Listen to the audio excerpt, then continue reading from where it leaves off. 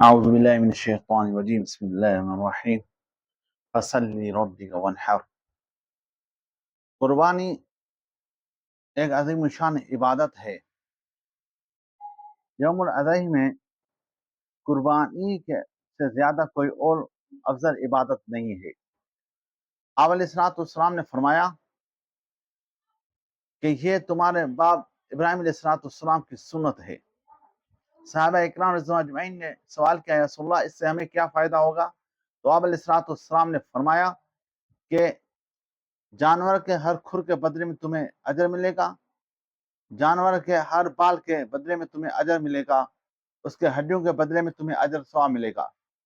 تو صحابہ کرام رضوان اللہ اجمعین نے عرض کیا، رسول اللہ اون کے بدلے میں؟ تو فرمایا ہاں، اون کے بدلے میں بھی، ہر اون کے ہر بال کے بدلے میں اجر ثواب ملے گا۔ قربانی جو آدم علیہ السلام سے شروع ہے، آپ علیہ السلام تک آج تک یہ مشروع ہوتی چلی گئی۔ تمام انبیاء اکرام نے قربانی کی، مختلف اوقات میں مختلف طریقوں سے۔ آپ علیہ السلام جب مدینہ منورہ ہجرت کر کے آئے تو آپ علیہ السلام نے وہاں 10 سال تک قربانی کی، 10 قربانیں کی۔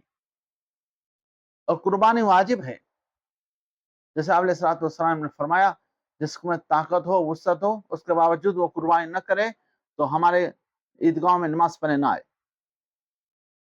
جو صاحب نصاب ہو اس پر قربانی واجب ہے۔ ہاں یہ بھی ہے، صاحب نصاب ہے، قربانی واجب ہے، لیکن اب اس پہ طاقت نہیں کہ وہ کیا کہ قربانی کرے، تو اس پر لازم ہے کہ وہ اپنی کسی چیز کو فروخت کر کے یا ادھار کر کے بھی قربانی کرے، ادھار کر کے بھی قربانی کرے۔ ایسا نہیں کہ میں قرض دار ہوں، مقروض ہوں، ٹوٹ گیا ہوں، اب میرے پاس کچھ ہے نہیں، اس وجہ میں قربانی نہیں کر رہا ہوں۔ بشرطے کہ صاحب نصاب ہو، اور آپ صاحب نصاب ہو یا نہ ہو، یہ ہے یا نہیں ہو، اس کا فیصلہ آپ نہ کریں، بلکہ آپ اپنے محلے کے مسجد میں جائیں، اپنے محلے کے پیشوام، اپنے دوست پیشوام سے رابطہ کریں، اس کو اپنے حال احوال کریں، وہ آپ کو بتائے گا آپ صاحب نصاب ہو یا نہیں ہو۔ برحال قربانی لازمی طور پہ کرنی چاہیے، یہ باعث بابرکت ہے، اور جو قربانی کرتا ہے تو پورے سال اس کے رزق میں وسعت آتی ہے۔ اور اضحی کے دنوں میں قربانی سے زیادہ اور کوئی عمل اللہ تعالیٰ کو محبوب نہیں، سب سے افضل ترین یہ عمل ہے۔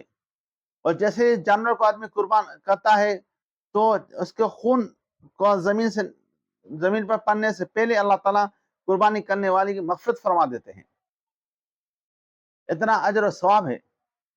اور جس جانور کی قربانی کی جائے تو وہ موٹا تازہ ہو، تندرست ہو، بے عیب ہو۔ عیبدار جانور کی قربانی جائز نہیں، اللہ تعالیٰ خود عیب سے پاک ہے، اس لیے عیبدار چیز کو پسند نہیں فرماتے۔ 7 حصے ہیں جانوروں میں، اس میں 2 3 4 5 سے بھی ہو سکتے ہیں، اس میں ملائیں، یا طاقت ہو، وسعت ہو تو آدمی جدا بھی جانور خرید کے قربانی کرے۔ بہرحال اگر قربانی واجب ہے تو آپ لازمی کرے، یہ نہیں ہو کہ پیسے نہیں ہیں، میں ہم سال کرتے ہیں، اس سال حکومت نہیں ہے، میں ٹوٹ گیا ہوں، یہ ہو گیا ہوں، یہ بہانے نہیں چلیں۔